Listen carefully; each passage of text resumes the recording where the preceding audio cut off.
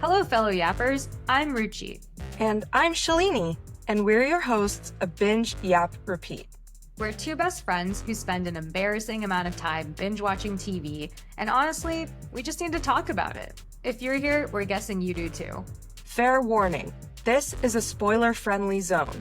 We will be discussing lots of spoilers.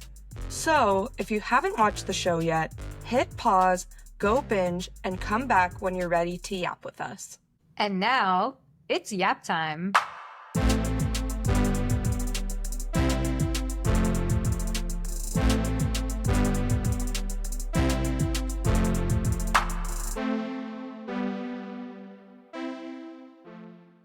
Hello, yappers! Today's episode is about the new Netflix comedy series titled North of North.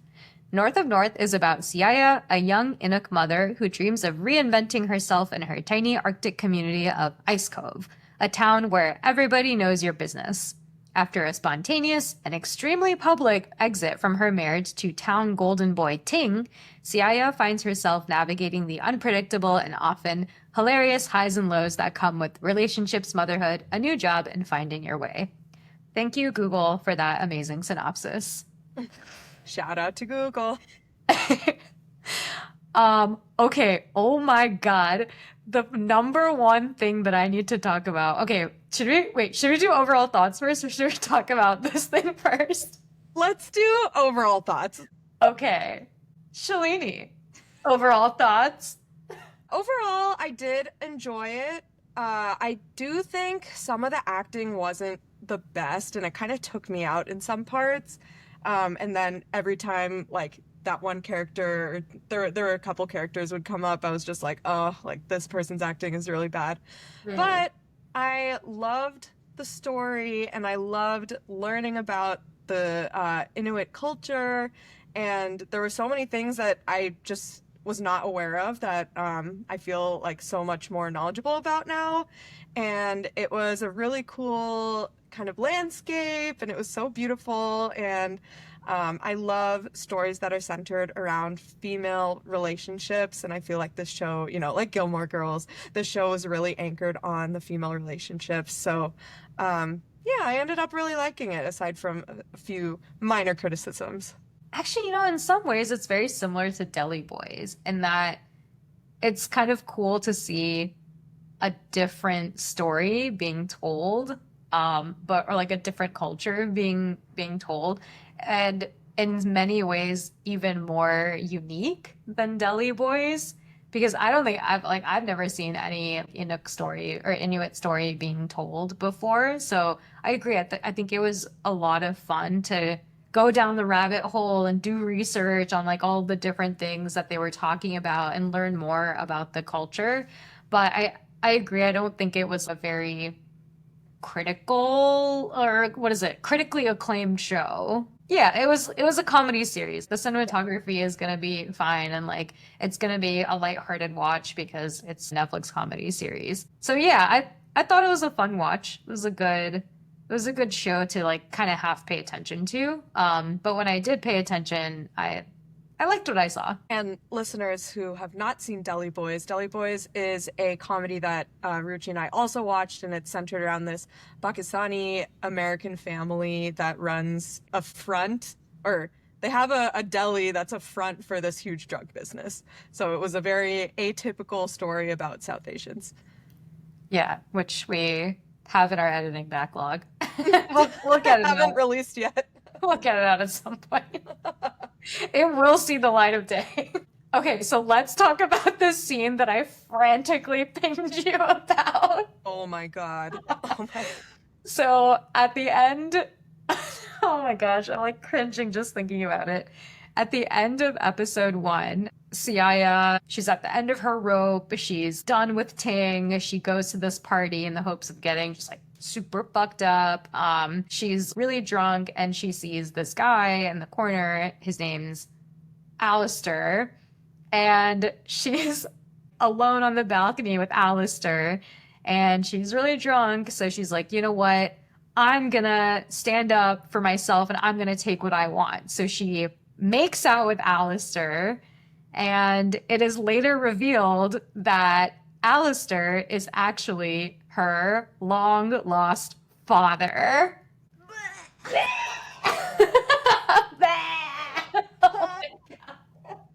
They really went there. They really went there. I mean, over the course of this season, I think it gets slightly less weird. I tried to just forget that scene, honestly, I so know. that I It could. seems like the show also tried to forget the scene. Yeah, so true. There's no fallout from it at all. No fault. I mean, like, on the one hand, okay, one, she was super drunk. Two, she didn't even know that he was her dad. He didn't know that she was his daughter. Yeah. So, like, I guess there's no fallout, but it was just so awkward that the first time we meet this guy, he kind of looks a little bit like, oh, is this love interest? Oh, Right. this is father. Father. Daddy. Zaddy? Daddy or daddy? Yes. Before it was revealed that Alistair was the father, I was a little confused or intrigued because they obviously introduced Cook as a love interest. But then she sees Alistair from across the room and is like, who's the silver fox? And I'm like, oh, wait, is he gonna be the love interest? And what about Cook? Yeah, so I mean, we find out very soon that there are not two love interests. But yeah. Yeah, it almost made me want to stop watching. I like pinged you about it because so listeners, we had decided to watch North of North, just because we thought it was like, kind of a girly pop feel good comedy series. So we were watching it and I got to the end of episode 1 and I frantically pinged Shalini and I was like, I don't know if I want to watch the rest of this show. I can't unsee this. And on my end, so I hadn't seen the first episode yet, and watching the first episode, I was thinking to myself, what could possibly be so horrific or so disgusting that Ruchi doesn't want to watch a show? Because it doesn't take a lot for Ruchi or myself to finish a show. So what could this possibly be? And she was like, it will be obvious. And it was. But anyway, I think, yes, was able to forget about it. The show was also able to forget about it, and we move on.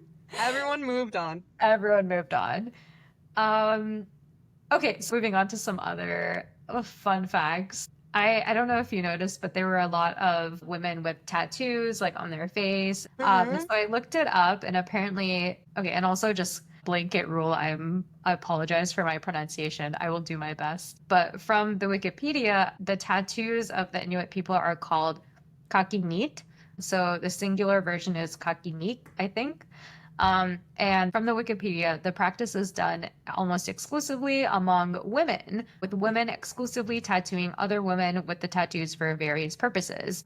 Facial tattoos specifically are individually referred to as tunit and would mark an individual's transition to womanhood. So that's why we saw a lot of women with the tattoos.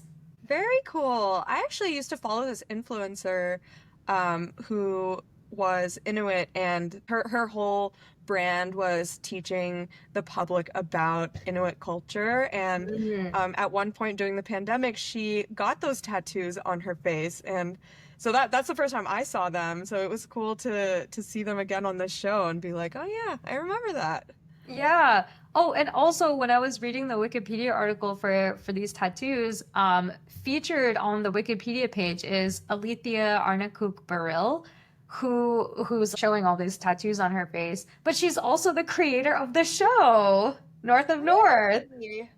Yeah. So it's cool. I think there's a lot of like Inuit pride and cultural restoration going on, and we see this across across like all the indigenous groups of the world. So it's really nice to be able to now, get a show about it that is like a lighthearted comedy show, like what Siaja says, featuring a modern Inuk woman. Yes, totally. Oh yeah, and then the other thing about tattoos that I thought was funny was the way that they did it. It's kind of like a stick and poke method, But okay, so it says traditionally the practice was done through sinew from caribou that was spun into a thread and soaked into a combination of kulik, lamb black, and seal suet. Is that how you pronounce that word? Suet? So, yeah. Suet? Okay, yeah. And then the thread would then be poked under the skin through the use of a needle made of bone, wood, or steel. Interesting. So what of those things are black in color? Do you know? Kulik lamp black. That sounds pretty black. If I had to guess, it's that. Let me see what this is. Okay, it's a traditional oil lamp. The fuel is seal oil or blubber. Why are you looking at me like that? I thought we were talking about the ink. So I'm confused. I thought we were talking about the ink too. Now I'm confused. Shalini, questions are too good. Sorry. Oh, okay. Lamp black is okay. It is lamp black, but it's carbon black. So it's a material produced by incomplete combustion of coal, petroleum, whatever. So it's the kulik is the oil. So whatever ash was in that oil lamp, they took that and soaked the caribou sinew and made it. Oh. Yeah. Okay. Speaking of tattoos on the face, the other person who was featured with facial tattoos was Nuliayuk, who is the sea goddess that Siaja sees when she goes into the water. Yes. So I looked up her story too, and it's actually really interesting. So, tell me. okay, settle in, Shalini. It's story time. I love mythology. A long, long time ago. Well, actually, okay. This one's kind of misogynistic, so just okay. I'm prepared. Okay, a long, long time ago, when she was just a girl, Nuliayuk refused to marry. She would take no man for a husband. It was a cruel world in which she lived. There were no animals to hunt, no caribou, seals, whales, walruses, fish, nothing. Her family was starving and no longer could feed her. If she had married, she would have had a husband to support her. But no, she was a modern Inuk woman and refused to marry anyone.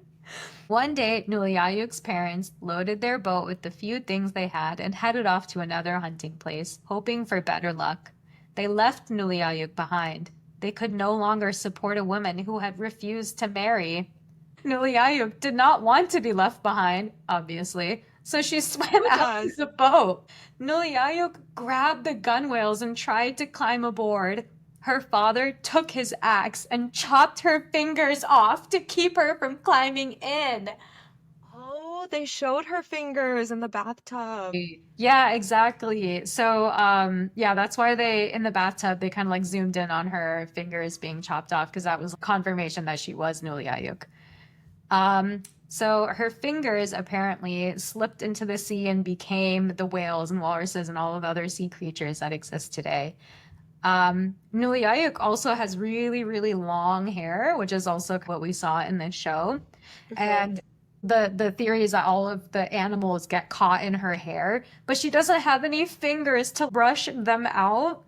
So they just get trapped in her hair and she gets like very irritated and angry. And then all of the shamans have to go and calm her down and run the fingers through the hair so that all of the animals that are trapped in her hair are set free. So, yeah. So is it a shaman practice is that the origin of some shaman practice or something? I'm not sure. It says the only people who can calm her down are the shamans. And so that's probably why in the show her friend was like, oh, do you have any shaman blood in your ancestry? Your mom would know. Yeah. Interesting. And Okay. the other names is Nuliayuk is also known by Sedna, which actually did ring a bell because I remember when I was young, man, it must have been some like Reading Rainbow something or other, but I actually did remember listening to a story of Sedna. Like that rang a bell. And so I was like, oh man, I guess I knew this story before, but from a kid's show, they did not show the cutting off of the fingers. I think I would have remembered that as a kid. Okay, that's fair. Yeah, but I do remember being shocked because it was like an animated type thing, and they showed the parents pushing this girl off the boat, and I was like, why would they do that? Sad. Yeah, so And sad. I guess for someone who is super new to the Inuit culture, uh, can you explain what a shaman is? No. I knew the answer before I finished asking the question. Okay, it's a Why? practitioner who acts as an intermediary between the human world and the spirit world. So, um, I guess like a priest or, the Oh, religious leader of like the the avatar, Inuit people. the Yeah. conduit between the spiritual and the human world. So they bring up the concept of the residential schools quite a bit, and I kind of got the sense that it was something that the Inuit people went through where the colonists had forced their people into some sort of school system. But I'm hoping you looked it up and you can explain it to me because I did not look it up myself. Yeah, I did some research. It was kind of sad to do this research, but I looked it up on the Canadian Encyclopedia. So apparently, residential schools were these government-sponsored religious schools that were created to assimilate Indigenous children into Euro-Canadian culture. So a lot of the schools were run by missionaries. I mean, obviously you can tell this by the show, but they were not great schools. What would happen is they're called residential schools because the Inuit people are kind of like scattered across this huge, vast area of land, right? Where it's really hard to come together in cities, basically. So what would happen is they would create these residential schools and then kind of kidnap children to come into Mm-hmm. these schools and learn about Christianity and all of these other like Euro Canadian stuff. There was a spectrum of how they would treat the children. The vast majority were terrible, and there was maybe one that was okay, but the vast majority was terrible. So people would sexually assault these children. Ugh. They would beat the children. There were many children that committed suicide or just tried to run away. And there was also research that was being done that was like, okay, this system is not working. These schools are not effective at all. And despite the research showing that these schools were ineffective, the government actually increased the number of residential schools in the north because this is from the Truth and Reconciliation Commission of Canada, TRC. They were, quote, an easy and relatively inexpensive way out of meeting the government's educational obligations to the Aboriginal people in the north. Oh my goodness. Yeah. That's horrible. Yeah. But yeah, it was terrible because all of the children were apparently taught irrelevant curriculum, and then they Mm. were also punished for speaking their language or doing any kind of cultural anything. They couldn't talk to each other in their own language. They had to speak English, I assume, and praise Jesus all the time. And Yeah. yeah, it was not a good time for the Inuit children. So that's why in the show it was there was a lot of weight behind that word of residential Hmm. school. It was a somber Yeah. thing to talk about. Yeah. Do you know when those were abolished? On Wikipedia, it says that the attendance at the schools became compulsory in 1894, and by the 1930s, about 30% of Indigenous children were attending residential schools. The last one, which I believe is called Gruyere Hall, that one closed in 1997, which is like kind of recent. So, Yeah. Wow. So basically, in the last 100 years, they've yeah, been forced wait, into these schools. what year is it? 2020? So it got abolished almost 30 years ago, but for the 100 years before that, it was mandatory. Yes. Wow. Yeah. Yeah, so sad. These poor kids, just Just like taken from their horrible. families. And just, I mean, I think you said that the curriculum was pretty irrelevant. So they're just setting these children up for failure, taking advantage of them, and kind of whitewashing or completely, getting rid of their own culture. That's really terrible. Yeah. So it is kind of nice. I think with that context, it is kind of amazing that we're seeing so many people who are now so dedicated to the preservation of the Inuit culture, which means we get to see stories like this on Netflix, which is awesome. Yeah, definitely. Okay, I also wanted to ask a question. So, Helen, who runs the community center, is obviously a Caucasian woman, not Inuit. Ellen from the Tuktuktuk, the neighboring town, is also a non-Inuit person. Mhm. Why? I mean, is that just how it goes in those areas? Like, why were they both just these random white women running the Yeah, community centers? I was confused about that. I do think Helen is married to an Inuk man, right? Because they showed her husband, right? Yeah, so I think he was Inuk, so that kind of explains Helen. As far as Ellen is concerned, I think they were just trying to do an Eagleton Pawnee kind of Okay, rivalry where everyone has their own counterpart, and counterpart. so Helen's counterpart is Ellen. Okay, okay. I do have a fun fact about Ellen, though. Her name is Melly Hutton, and she is actually the acting coach. What? Ellen from Tuktuktuk is the acting coach for the actors on this show? Yes, yeah, Interesting. She could yeah. have done a better job with some of them, let me tell you. Just kidding. Okay, maybe we'll cut that. Wow, shade thrown. She was too busy playing stick Walrus dig bait. or stick baseball, which is an actual thing, by the way. Oh, I'm so happy to hear that. Yeah. That was great. Um, That was another thing I wanted to talk about was the baseball scene. So I really loved learning about it. I do think the writing was a bit forced with it. It was just so much exposition. There's so many different forms of baseball. Depending on which region you're in, the rules change. Let's watch this video showing us the rules of this specific baseball. oh yeah. It was just And a then little, everyone yeah. like brought out their phones and were like watching it on the screen. Yeah. Yeah. Yeah, it was a little cheesy, but I mean, it was fine. Yeah. But yeah, I really liked watching it. It actually reminded me of cricket, the Yeah. rules. Yeah, I was Yeah. thinking that too. Except like everyone is running and not Yeah, just two people. two people. Yeah.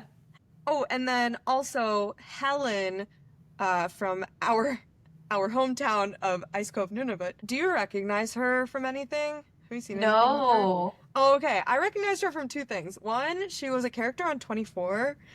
And two, actually, she's definitely been in a lot of things, but these are the things I remember her most from. Two, she was two separate characters in Gilmore Girls What? that are How is that completely possible? unrelated.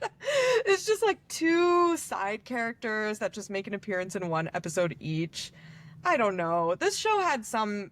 There were a few actors that played multiple random roles in Gilmore Girls. I know this from, well, as you know, but maybe not all our listeners know. I've watched Gilmore Girls through probably at least 20 times. So I pick up on these things, you know?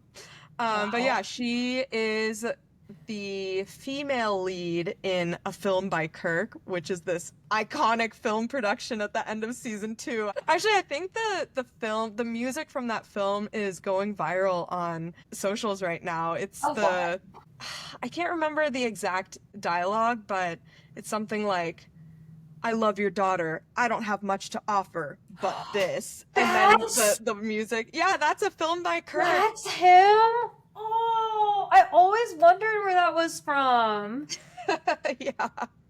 Wow, that audio has been stuck in my head because of audio remix with that line and then also the me down, baby, acting crazy by Years and Years. Oh. Yeah, so this guy who's the main character in English Teacher, which is a show on Hulu, he kept posting on his Instagram like, "Oh, like what do you have to offer my daughter? Nothing." And then he like took off his shirt and was like, acting crazy. And then the caption was always, watch English teacher on Hulu. And he posted like so many reels from that, and like in an airport and like waiting for the train, like in a Wow. park somewhere. It was so many reels. It was Oh the my God. same format. It was, please watch English teacher on Hulu. Yeah, to the point that whenever anyone else did a reel with that audio, they would comment, please watch English teacher on Hulu. I love it. Okay, love that. So, A Film by Kirk is season 2. At the end of season 6, there's this episode where the town troubadour gets invited to go on tour with Neil Young, and so then people start filing into Stars Hollow trying to also get hired by Neil Young, and so she's one of the random troubadour musicians that comes and plays music. Oh, Yeah. wow. That's funny. Wow, good eye. I guess 20 times is quite a lot. I think my closest one is probably The Office, which I've seen 10 times through, but I don't Mm, think I go nearly as deep. Because I feel like when you watch Gilmore Girls, like you watch it. true. Yeah. I watch it. I listen to it. I've listened to the Gilmore Guys podcast, which was actually the first TV podcast I ever listened to. So probably inspired a lot of this one, all the way through. All right. Anyway, back to North of North. I wanted to chat about the slur that Ellen uses. Mm. Uh, I had absolutely no idea that this was a slur and that it was reclaimed by the Inuit people and only they can say it and anyone else saying it is considered a slur. I had no idea. Yeah, I didn't know that either, but then I thought about it and I was like, yeah, that makes sense that it would be. Yeah, totally So, makes sense. Totally yeah. makes sense. Yeah. I also, just a side note, I love the language that they speak. I feel like it's so soothing. I just like the lilt and the rhythm of the language is so soothing and calming. It just like scratches this itch in my brain. So I really loved listening to the episodes with the elders where the elders were speaking in, I think it is Inuit, right? I think so. Yeah. Or they call it something when they're like, "Oh, my blah blah blah isn't very good." I think Siaja says that at some point, but I'm Yeah. forgetting exactly what the name for it is. But I agree. I really loved listening to it, and just all the sounds they use just sound so beautiful and yeah, very soothing. Okay, I looked it up just now and it's called Inuktitut. So that's the Inuktitut. language, Okay. yeah.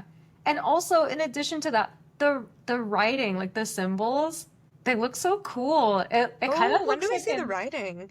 it's on a lot of the signs. They Oh, have yeah, the yeah, writing. Yeah, it almost looks like an alien language. You know, in movies where like in Signs or something where they were like, "Oh, this is, this is what the alien language is," and it's like triangles and circles and stuff. Like that's kind of what yeah. it looked like.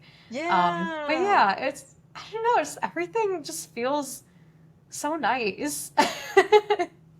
Nice Cove. Yeah.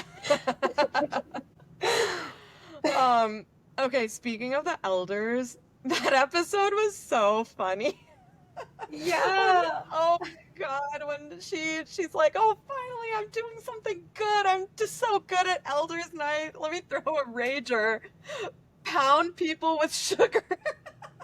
Oh my God. And then an Leave the elder clear. dies. Oh my This poor girl can't catch a break. Honestly, Helen is very patient with her. Like, we Yeah. know as the viewer that Cia is doing her best, but Helen, obviously, as her employer, does not need to know that, and she still gives Cia many chances. Well, I think she gives Siaya many chances because the community sticks up for Siaya, right? Like when Also true. Siaya starts the fire in the dumpster, well, that guy Jeffrey, I think is his name. Jeffrey is like, I tried not to say anything. And then she like looked at this. But then Oh, like yeah. yeah, and then, well, I guess in that case, like Jeffrey kind of tried to stand up for her, and then Alistair came and stood up for her. And then I think in the case of the elders situation, like an elder came to talk to her and then was like, that was the most fun that we've had an elders night in so long. And so, yes, Oh, like this guy died, but he died happy. I was like, yeah. Oh, God. cry. Yeah.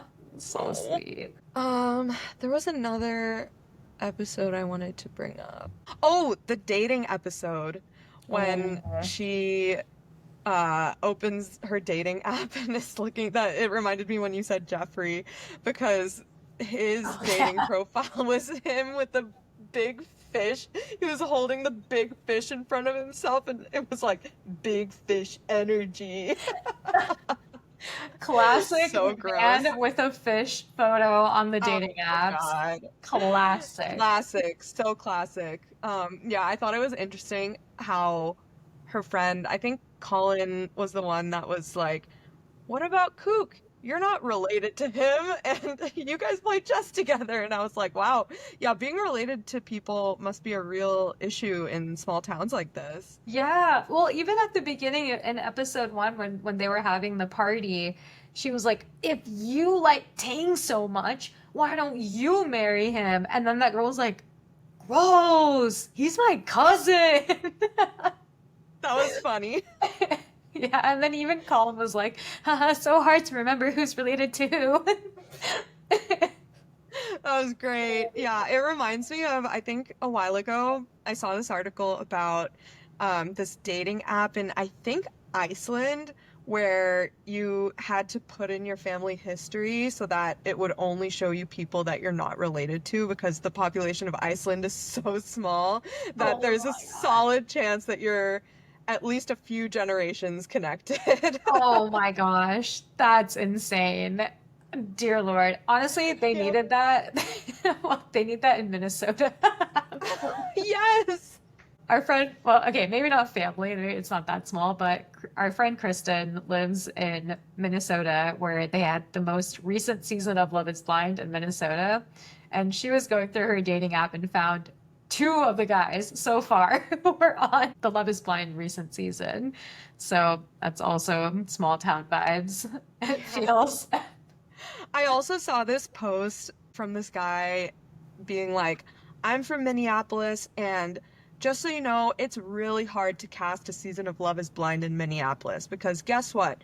This guy, and then he would point to one of the contestants and be like, he was my band partner or something. And then he'd be like, and this girl, and I think it was Sarah, he's like, that's my cousin. So they couldn't cast me on the show because that's my cousin. And basically, he had personal relationships with so many of the cast members. Yeah, I believe it. Yeah. Wow. Well, they still made it work, and no one was cousins with anyone else. Though there was that Instagram moment where she's like, "Oh, he just looks so familiar." Remember? I think I was like, Oh Ashley, yeah, Taylor and Daniel. Daniel. Oh, wow, I totally messed up those names. Yes, What did you say? it's Ashley and David. Ashley from Temptation Island. Oh yeah, and it was actually Taylor from Temptation Island. Right. Wow, good memory. Yes, Oh, Taylor and Danny. yes. Yes. Okay. They had that Uh, Instagram moment where Taylor was like, I've seen a picture with you, like standing on a fireplace or something. yeah. Yeah, so small towns. Dating must be hard. Small town girls and small town worlds. So difficult. Lonely worlds. Yeah, small town. That's what it is. Just a small town girl living in a small town. Oh, speaking of music, at the beginning where they at the very beginning of the series they were playing Levitating, right? But they were playing Levitating in Yeah. yeah. So I looked it up, and the person who sang that song is her name is Reet, Riit, and she is actually Rita Claire Mike Murphy. So Reet is her stage name, and she is a Canadian Inuk musician and television personality from Nunavut. So cool. I loved the music. That was so interesting. It was giving kind of um Bridgerton vibes sometimes in the at the beginning of the episode where she's having that dream about Kook. Um and that was also some song. It was like some pop song but redone in Inuk oh my Diduk. gosh. Yeah, Inuk. Yeah, that was so fun. I really liked hearing all the music. It Yeah. was like the Yeah. music we love in a language we love listening to. Yeah, exactly. It was really a nice touch. I think that's what I liked about this show is that I mean, of course, like it was an Inuk woman who was the creator of the show, but it was also so detail oriented. Like all of the all of the people, all of the things that they do, all like everything kind of felt like you were there and you were just a Hmm. part of this small town. It was really nice. Yeah. I wanted to talk about Ting's character a little bit. I thought, and maybe I'm being too critical, but I thought that they wrote his character in a way that to us it made no sense why she was with him in the first place. Like Mm. there were zero redeeming qualities about him, and I wish they showed at least something that would be like, oh, that's why she fell in love with him, but I can see how it got bad enough that she wanted to leave or something.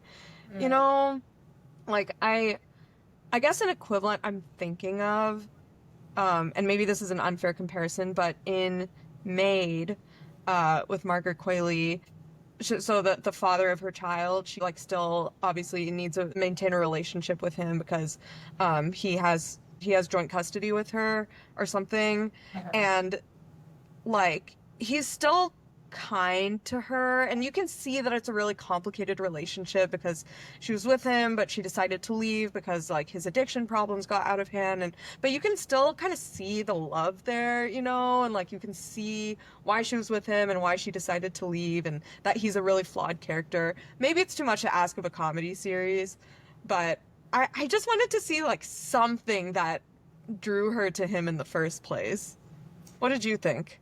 Yeah, that's a good point. I think one thing that I didn't like is that they supposedly met in high school, or at least when she was in high school, but he Yeah. looked so much older than her.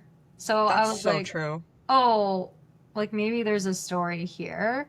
The second thing is that I think they were trying to show that a little bit more. So after he gets lost and then they rescue Yeah. him, I think they were trying to show that more where, this was their relationship before the accident. Um, and maybe it was just always that relationship. Like maybe she never loved him, honestly. Maybe she was just like, it's a small town and he's like a really beloved guy, so and he likes me, so yeah, why not, let's get married and have a kid kind of thing. Yeah. Okay, that's fair. That's fair. Yeah, I mean, small town, it's either that guy or her cousin, so. Or someone from the south, little southern boy. Southerner. Mhm. Oh my gosh, Cook's Um, eyelashes were so long, did you notice that? yeah, Kook is beautiful. So beautiful. He's Oh my so god. beautiful. Yeah. But yeah, going back to Ting's age, I didn't even think about that. Yeah, he does look way older than her.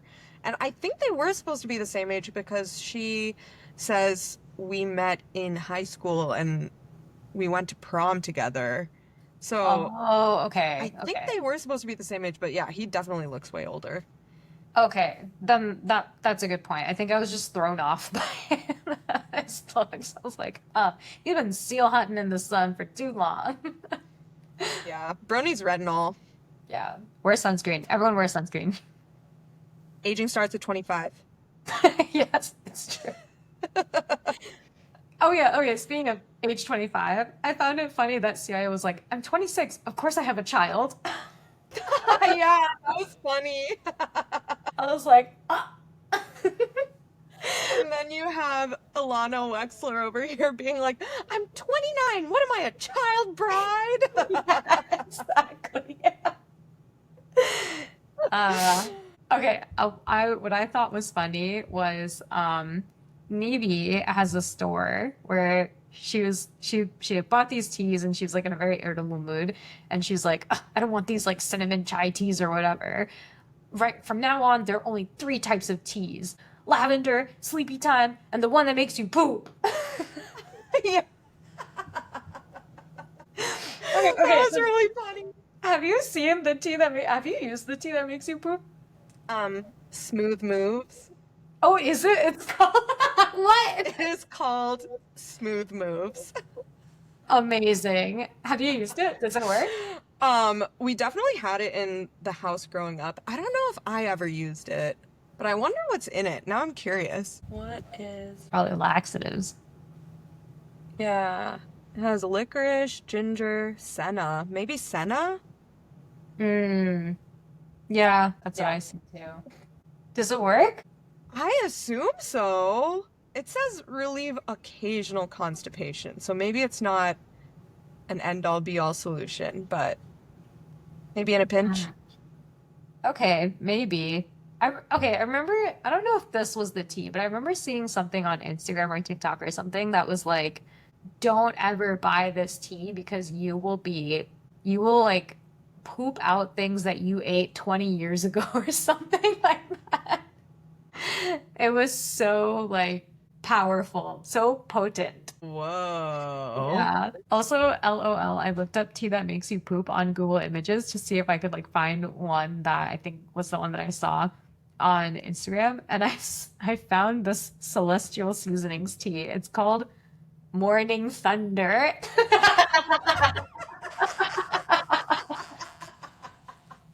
What a name! What a name! Oh my God, legendary. I don't think it's like a poop tea though. I think it's this balance of rich black tea and roasted mate. But still, what I mean, chef's kiss. God, that reminds me in Thailand. My family just went to Thailand over the winter holidays last year, and my mother is a vegetarian, as I've mentioned on the show, and so she was always trying to find like vegetarian dishes, and she discovered this vegetable there called morning glory, and she ate it every day, and one day at lunch she was like, you know why they call it morning glory? It's working. Oh no! Oh no! Good morning, Good glory. morning, glory. Okay, going back to Nevi's store. So, the scene in the last episode where her store is flooded. Okay, gravitational potential energy wise, there's no way that that would stay that flooded, especially when Siaja opens the door and walks in to this second story store at the top of a staircase with obviously not very good insulation. If the insulation was good, when she opened the door, she would be flooded with water. But she just walks in to a puddle that's levitated over the ground and isn't going anywhere. I was also confused by that. I was like, how come when she go in, water no come out? It's the extent of my science. I was like, go in, water also in? But yeah, good question. It was a heartwarming moment between the two of them, though. It was a cute Nice. moment. Sometimes you need those kinds of moments with your hard moms, you know. I don't know if your mom is like a hard mom. She doesn't strike me as a hard mom. She's not really a hard mom. Yeah, my mom's a hard mom. She was very much like, you're too sensitive, like just suck it up. Yeah. You know my mom. Yeah. So I appreciated seeing that scene between mom and daughter that was like, what is really going on here? Because you're not being honest with me. And then her mom kind of unloaded onto her and was like, I'm really scared that this is going to happen to you. And so that's why I didn't tell you about Alistair, because I didn't want to lose another child, because I'm such a bad mom. I've lost a child already. And I was like, you don't have to hold so much on yourself and like beat yourself up. And that's how you become hard. You need to. That was so heartbreaking. Yeah, it was very sad. Yeah, just the classic, like, I'm so ashamed of what I've done in the past that I'm going to be really hard on my own daughter so that she doesn't make the same mistake and like I won't make the same mistake again. Reminds me, wow, this is the third time I've brought up Gilmore Girls in this episode. Reminds me very much of Emily Gilmore, her approach to love, which is also very hard and obviously comes from a place of love, but yeah, it creates a very complicated relationship with her daughter. Yeah, that's the grandma, right? Hmm. Yes, I remember scenes with her. She's very much like, just send Rory to Harvard and we'll pay for it. And then you will owe us forever. Yep, that's her. I remember that.